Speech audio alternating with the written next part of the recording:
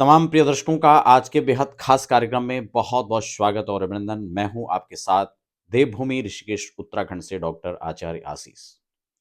आज हम बात करने जा रहे हैं वास्तु शास्त्र के अनुसार सीढ़ियों का जब आप निर्माण कर रहे हो तो उस विषय पर हमारी आज विशेष जानकारी के साथ चर्चा रहेगी। देखिए, सबसे पहले जो सीढ़ियाँ हैं इसको समझना होगा। सीढ़ी केवल भवन में आपको ऊपर चढ़ने और उतरने के लिए नहीं, ये आपके जीवन पर इसका विशेष महत्व है। ये आपके जीवन में, आपके करियर में, आपकी उन्नति और पतन का भी कारण होता है। इसीलिए सीढ़ियों पर विशेष ध्यान रखना चाहिए। नए दर्शक हैं तो चैनल को सब्सक्राइब कर लीजिए, बेल आइकन प्रेस कर लीजिए, क्योंकि यहाँ पर इसी प्रकार से अध्यात्म, ज्योतिष और वास्तु की तमाम इन्फॉर्मेटिव जानकारियाँ आपको समय-समय पर मिलती हैं। जब हम सीढ़ियाँ बना रहे हों, आपको ध्यान रखना है, सबसे पहले इसका जो पैमास है, इसकी चौड़ाई, इसकी लंबाई, इसका जो स्टेप होता है उसकी जो ऊँचाई है, वो कितना होना चाहिए, इसकी संख्या कितनी होनी चाहिए और उससे भी महत्वपूर्ण चीज़ कि ये घर के कौन से दिशा में होना चाहिए और कौन-सी वो दिशा जिसमें बिल्कुल नहीं होना चाहिए। इसी पर चर्चा हमारी लगातार जारी रहेगी। मित्रों, यहाँ पर एक समझने वाली बात है, क्योंकि जब हम घर बनाते हैं तो स्वाभाविक है, जब हम घर बनाते हैं तो हम प्रयास करते हैं एक अच्छे मुहूर्त में बनाएं, एक अच्छे मिस्त्री से बनाएं, एक अच्छे वैदिक आचार्यों के द्वारा हम गृह प्रवेश करवाएं। आपने देखा होगा पूरे भारतवर्ष में हम लोग जिस तरह से ये एक नई मुहिम के तौर पर हम लोग काम कर रहे हैं। हमारा एक प्रयास है कि आपको घर बैठे जानकारियां भी मिले और अगर आप वैदिक आचार्यों की आवश्यकता है या वैदिक पूजा पाठ करवाना चाहते हैं तो उसके लिए भी वहां तक सर्विस देने का एक प्रयास रहता है। तो इसमें महत्वपूर्ण चीज़ है कि सीढ़ियाँ जब हम घर में बना रहे हों, तो सबसे पहले नॉर्थ ईस्ट का एरिया, ये घर का बहुत संवेदनशील एरिया होता है।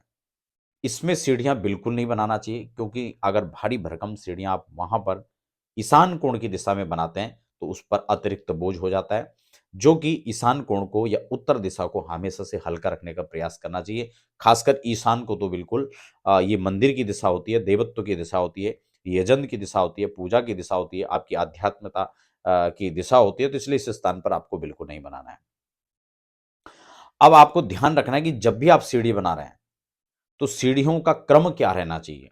सीढ़ियाँ आप जब बना रहे हैं तो सीढ़ियों का जो घुमाव है, प्रायः सीढ़ियाँ या तो पूरब से पश्चिम की ओर आप बनाएँ या फिर उसको उत्तर से दक्षिण की ओर आप उसको बनाएँ। और हमेशा ध्यान रखें जब आप इस पर चढ़ें, तो ये राइट हैंड की ओर मुड़नी चाहिए, जब घुमाव जो होता है। और बहुत ज़्यादा जो गोल घुमाव वाली सीढ़ियाँ होती हैं, उनको अक्सर अवॉइड करना चाहिए। वो परिस्थितियाँ बस जगह ना हो तो आप इस प्रकार के बना सकते हैं, अदरवाइज़ उसको अवॉइड करना चाहिए। तो यहाँ पर ध्यान रखना है आपको, या तो पूरब से पश्चिम की ओर या फिर उत्तर से दक्षिण की ओर जो चढ़ती हुई सीढ़ियाँ होती हैं, इस प्रकार से सीढ़ियों को बनाना चाहिए। स्पष्ट हो गया? अब यहाँ पर कुछ खास बात है कि जब हम चढ़ रहे हों, बहुत इसका डिटेल में है कि अगर हम चढ़ रहे हैं तो छत अगर आ रही है, तो फिर दिशा क्या होनी चाहिए?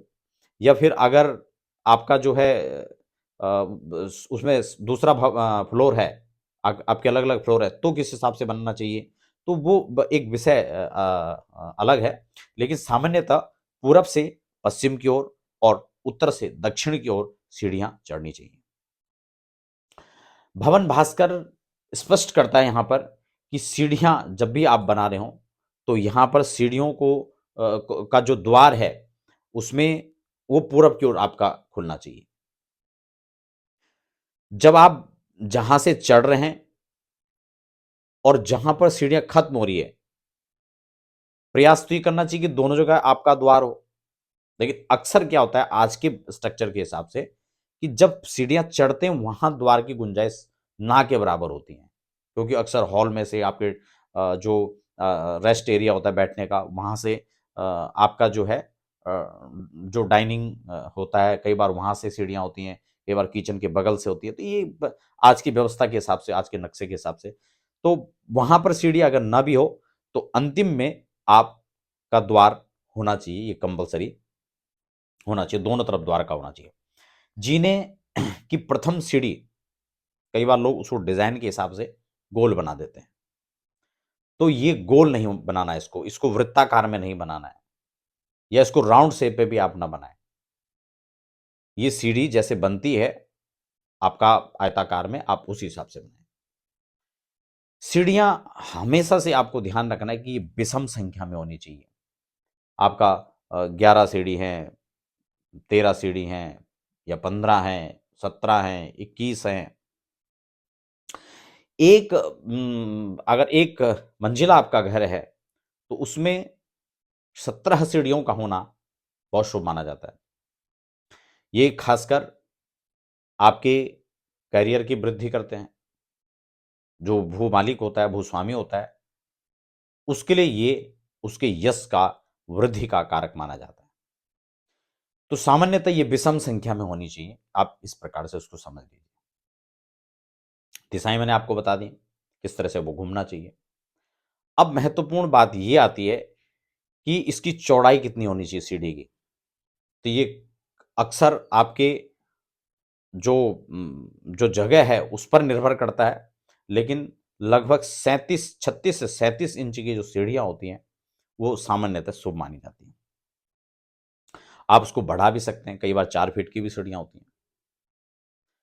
दूसरा, अगर हम हाइट की बात करें, तो इसकी हाइट कम से कम 5, उसके अतिरिक्त जाएं तो 7, और अगर और जगह स्टेप उस हिसाब से बन रहे हो, जगह कम है, तो आप मैक्सिमम 9 इंच तक की आप खड़ी सीढ़ी बना सकते हैं। प्रयास करें कि 5 इंच की या फिर 7 इंच तक आप इसको बनाएं। ठीक हो गया। अब इसका जो जिसमें आप पैर रखते हैं, जो स्टेप आप जो जिसको कहेंगे जिसमें पैर रखा जाता है, उसकी चौड़ाई कितनी होनी चाहिए? सामान्यतः इसकी चौड़ाई भी या तो 9 इंच या फिर 11 इंच कम से कम होनी चाहिए। 9 और 11, आप इस तरह से इन सीढ़ियों को बनाएं।